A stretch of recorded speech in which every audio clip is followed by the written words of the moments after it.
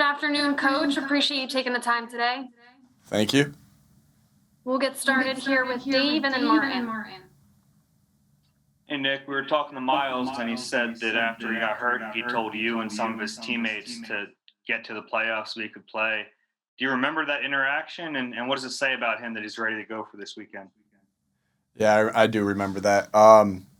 He was in my office. He said, "Just promise me we're going to the playoffs. We're going, right?" And you know me, I'm just like, yeah, one game at a time, one game at a time, one game at a time.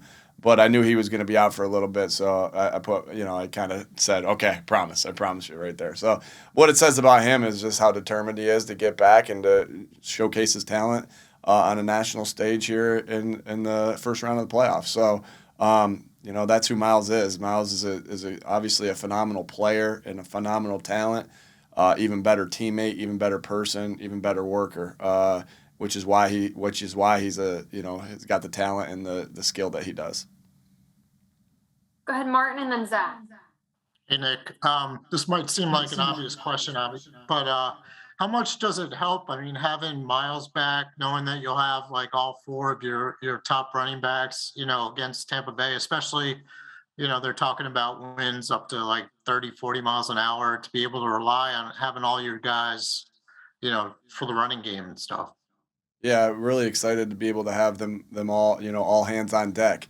I was just saying to the team after practice, what great contribution we've gotten from so many different people this year, and I really talked about the running back group, or just you got a contribution. What other teams can say they got contributions from four different running backs, and really Jason Huntley played a good game the other day at five different running backs, right? But majority of the year was four different running backs, and so.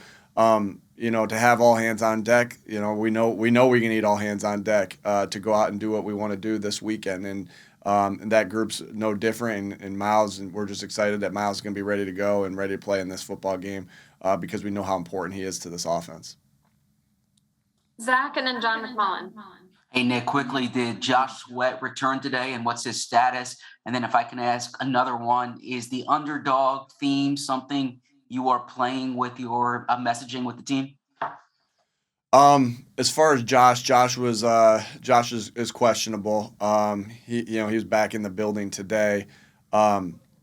He had some abdominal pain early in the week, and but he's getting a little bit better each day. We don't know his status for the game yet, but we tell you he's questionable. As far as underdog, no. That was the theme, and I know that was the theme in 2017. Every team's a little bit different. Every team's got their own things to go by. We know who we are. We know what we're about. So we haven't played that underdog role. We're just doing our part to get ready for this football game. John and then Marcus. Hi, Nick. We've talked to you a lot through the year about game planning, play calling, fourth down decisions, things like that. I'm curious how things changed. Obviously, you have to get prepared for Todd Bowles and that defense, but when you're playing an explosive offense, when you and Shane and Kevin are planning, how does that factor into your thought process when you're sort of mapping things out? Do you know you need to be more aggressive? How do you handle those types of things? Yeah, every game is treated differently as far as how you handle the aggression on fourth down or going forward and all those different things, 2-point conversions, everything. So every game is treated differently. You have conversations about that going into the game about how aggressive you want to be, how aggressive you don't want to be. But then in the game, right? And so, your chart looks, our chart individually looks different each week based off of who you're playing. All right. And, and that's a lot of conversations that we have. I just got a lot of good people in this building to help me sort through those things. Shane and Kevin and Jim Bob really being at the top of that list. But that also, you got to feel how the game's going, right? A game that you might necessarily think, I'm going to be super aggressive, and maybe you are early on, or opposite, right? I'm not going to be real aggressive. you might play that differently as depending on how the game goes. Because based off how your defense plays, based on how the opposing offense is playing, whatever it is. So I think back to the Washington game that at Washington, we thought in that situation we were gonna be a little bit more conservative in that game going into the game, but the game played itself out differently, and we were more aggressive. Based off of what we talked about going into the game, we were more aggressive because of the way the game was going. Right, we had 2 fourth down conversions in the red zone, and I'm not saying we would have went for it or didn't go for it, depending on how the game would have went. But we knew as that game progressed, we were going to be more aggressive in that football game, and that's precisely what we did. And so you go in with a plan, but there is a feel to this thing. There is a feel to it. I mean, again, you play the numbers the way you want to play the numbers, and it changes each week. But there's a feel within each individual game. What's the weather like? How's the other team handling it? All sorts of things play into that. But you lean on the chart, you listen to the chart. But it's not the end all be all by any means. And I'm just grateful that I got Shane and that I have Kevin and Jim Bob and the entire offensive staff to be able to help me through those situations. Go ahead, Marcus, and then Mike. Tangentially, this has to do with play calling as well. In the offseason, it came to light that Jeffrey had influenced, or at least had meetings with Doug Peterson weekly to talk about how things were going, whether it's play calling or personnel or whatever. Do you still have meetings? Do you have meetings with Jeffrey regularly? And has he influenced you at all this season, whether he wants more run, more pass? What has that relationship been like for you? Yeah, no, I don't have meetings with Mr. Lurie. We talk a lot. We text back and forth to each other, call each other on the phone. When he's at practice, and when he's at practice, we talk out at practice and just how things are going. All I ever have from Mr. Lurie is unconditional support. And he hired me to do a job, and he's trusting me to do that job, and I really appreciate that and his support in it. And so, yeah, that's the relationship. And what a great owner. Mr. Lurie is a great owner. He's just here to support in every single way. And I just think this is a great organization. And it starts at the top with Mr. Lurie and all the different people that he has in this organization that make my job easier. From Howie and Howie's department, from our video department, from our scouting department, from our PR department. I mean, I just think this is a phenomenally run organization, and it starts at the top of Mr. Lurie. And like I said, he's just given me nothing but support in everything that I've been doing. Thank you. Go ahead, Mike, and then Jeff Mosher. Hey, Nick, in previous years, you probably would have needed like 3 or 4 visors for all the injuries that this team faced. And a lot of us probably thought you might have to deal with that this year, but you haven't. You've been relatively healthy. Can you talk about the collaborative effort between the coaching staff, the front office, and the medical staff to kind of keep everybody healthy, especially with what you've done since December? Yeah, again, I'll go back to kind of what I say in any phase of this. Like I'm here to coach the football team and be in charge of the football team, but then I have experts in different areas to help me do my job, right? Bob Lang helps me prepare for the media and for you guys, right, to help me just to be better at this, right? I think you guys would say I've gotten a little bit better at this, right? You guys got on me after the first my first interview.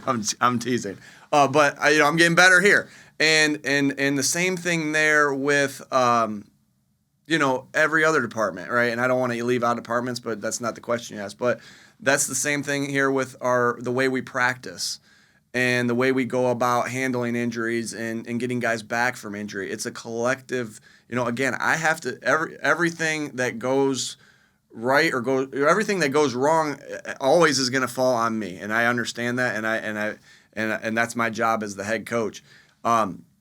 And so I have to make those tough decisions about how we're going to practice or what we're going to. But I'm really leaning on, our strength and conditioning staff, our athletic training staff, and our doctors to how we go about practice and how we go about, like, when a guy has a minor injury or something, how we get him back into the flow of things and everything like that, because they're the experts. And again, I go back to the question I just answered about to Marcus of, like, just what an organization this is. Like, to be like, I just feel there's so many resources here for me to do my job and for our coaches to do our job, because all the resources that we have. And so I can't give enough props and enough credit to the doctors, and to the training staff, starting with Tom and his staff, and then Ted and his staff with the strength and conditioning staff. Like, they're on it. They're on it. And that right there is why we're in the position we're in with our guys and their injuries. And then you look at the guys too, right? The way they go about their business of getting their bodies ready to go each week, right? There's a lot of rehab that goes into getting themselves back on the field. There's a lot of pre-work to get themselves ready to go out in the field in the first place. And so, always the main credit goes to the players of how they go about their business. And we have great professionals on this team that know how important their bodies are for week in, week out. But I just can't say enough good things about the doctors, the strength and conditioning staff, and the trainers, and Howie of putting it all together, and Mr. Laurie of putting it all together. And that's the reason why we're in good shape as far as injuries. And I'm glad I don't have to wear all those numbers on my hat. All right, we're going to get through these last four. So go ahead, Jeff, Tim, Bo, and then Zach. Hi, Nick. I wanted to go back to Miles Sanders with you, because I believe it was you who mentioned 3 weeks back that you went through this with Marlon Mack in Indianapolis. He missed 2 games with a broken hand, came back by the 3rd week. So what did you learn from that experience?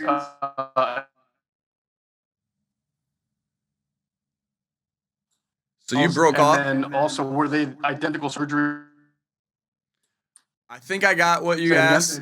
You broke off a little bit, so I'm going to try to answer. And if I didn't answer, I'll ask you if I answered your question. Okay, so because you're something broke off right there. But so they, with Marlon, obviously that was a couple years ago. I don't know how similar the injuries were. They both were broken hands, and I don't know I know more about Miles than I did about Marlon. I wasn't in the medical meetings as an offensive coordinator. In Indianapolis. But, what'd you learn from that? You learned that you got to even stress ball security even more and protecting yourself throughout some of the things even more in that. And Miles has been really good with the ball this year. I believe he has 1 fumble throughout the season. And I know that our coaching staff stresses the ball, more, if not a ton, and if not more than anybody in the league. And that, we go about stressing the ball. And, I know that's Pete Carroll's approach too. They talk about that quite a bit. And so I don't want to say more than everybody in the league. I know we talk about it a heck of a lot though.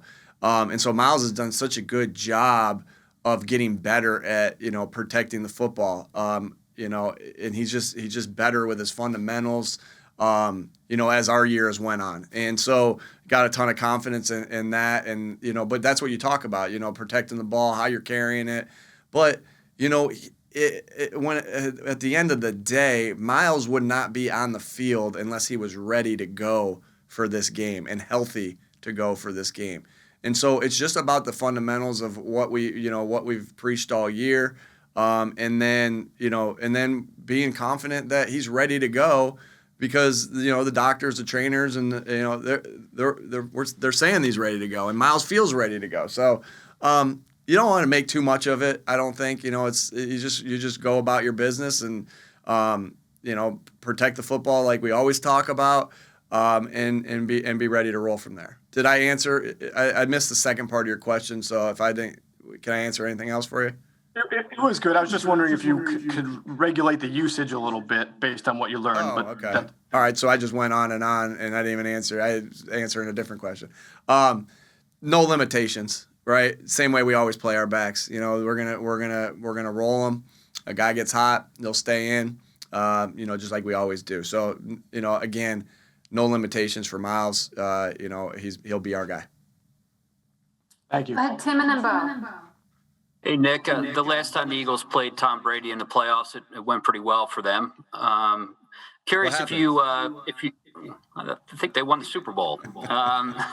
Curious if you're using that at all, or for an energy source or teaching tape. Are you showing highlights, or are you staying away from that this week? And if you could explain your decision for either way you took it. Again, every team's different, right? And so the same way, I'm not kind of diving into the underdog role. Same way, I'm not gonna, that was a phenomenal football team that a lot of the pieces are still in place here from that 2017 team, and we're the 2021 version of the Eagles. So we're sticking to what got us to this point. And we have a lot of different things that we talk about, but but we're kind of sticking to that portion of who we've been for the past 18 weeks, as opposed to what's happened in the past. But what I will say is, there's been questions about what I will say about that Super Bowl team in 17 is there's been questions about our experience, right? And so I've talked to you guys about this before, like. I think I talked to you about it earlier in the week, the experience that we have from those guys that have played in that game. I know it's not as fresh as the Bucs experience that they had of winning the Super Bowl last year, but we still have guys from that 2017 Super Bowl team. We have guys that played in the AFC Championship game and Steve Nelson, the NFC Championship game with Anthony Harris, BCS Championship game with our Alabama guys and Kayvon. And so, I like our experience as well. I know it's a different level, but those are big games. I mean, I imagine if, we all watch that Monday night, we all watch Monday night Georgia versus Alabama. That's the biggest stage in college football there is. And so we got guys that have played in a big stage, and, we lean on that experience from that 2017 football team. Go ahead, Bo and Zach. Hey, Nick, I know that you and JG have blinders on this week, but given that he does have a head coaching interview coming up, what is your perspective on how ready he would be for that opportunity? Yeah, I really believe in Jonathan Gannon. That the type of coach he is and the type of person he is. If I didn't, there'd be no way he'd be in this building, right? And so I have so much confidence in him and so much faith in him, and I believe in him. And the job that he can do as a football coach. I think he'd be a great head football coach in the NFL. I just think he has all the intangibles, all the qualities that I think you need to be a good head football coach. Jonathan has those things. So, and anything I can do to help him get ready, I will do, because he deserves an opportunity. Obviously, would never want to lose Coach Gannon, but I think he's more than ready to be a head football coach, and he's got all the qualities that you need. And so, again, we're all thinking about this game, and when it's time to interview, when it's time to do all those things, we'll do those and think about that. And I know it's hypothetical, but do you have a rule on like poaching guys from your staff? Yeah, don't. Yeah, you know what? I haven't talked to him about that, Okay. and I haven't really even, really thought too much about that. But I love our staff, and I love the guys on this staff, and so, yeah, I'll come up with the rule right now. He's not allowed to. Fair enough. Last question here with Zach. Hey, Nick, after the Washington game, you told us that Larry Karras told you rain and a wet field is passing weather, which goes against conventional wisdom. Why is that? And does that also apply to wind as well? Yeah, wind's a little trickier. Because because you got to be very alert of where the wind is and which way it's blowing and all those different things. And that factors into how you call the game. That factors into the different types of things without getting too much into the part of the wind of what we do with the wind and without the wind. It factors into it, because we think so much about the quarterback, obviously. As far as why rain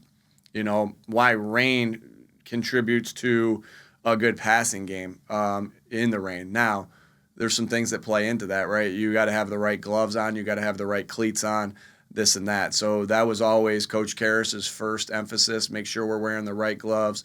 Make sure we're wearing the right cleats. And back in my day, we had the Nike gloves, but then when it started to rain, when we were playing at Muskingum, right, or John Carroll, right, we had to take those Nike gloves off, and Coach Karras would say, put the Newman gloves on. Like, I don't think they make Newmans anymore.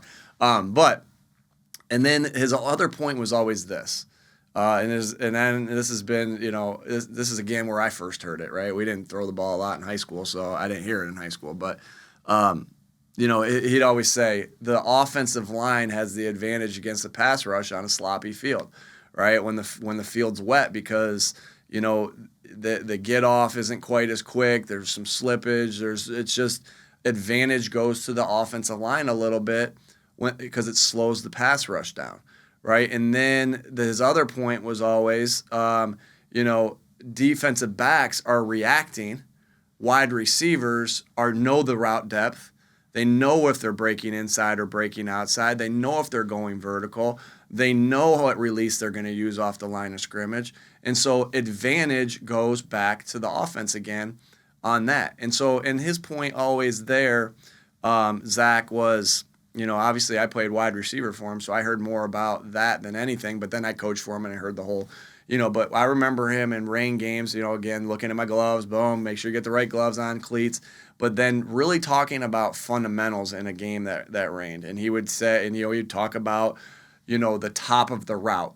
All the things that we always teach and he always taught at the top of a route, but emphasizing it a little bit more. Hey, instead of 3 stutters, I'm getting a little bit nerdy here, I get it, but about my wide receiver play. Yeah. Instead of 3 stutters to get out of a break, maybe you need 4. Now, I took 3 stutters or 4 stutters. Devontae he's a professional. He better be able to get out of it in 2 stutters. But like those extra steps to get out of the break, maybe a little bit more. I don't want to give that away because I think that's given too much. But just focusing more on the fundamentals. And again, I have some other things in my pocket, but that I don't want to talk about for competitive reasons. But those were the main ones. And I appreciate you asking that question. I always like bragging on Coach Karras. He was an unbelievable coach that I can't say enough good things about Coach Karras and everything that I learned from him and that I'm still using 20 years later. So I'm old too. So Thank you.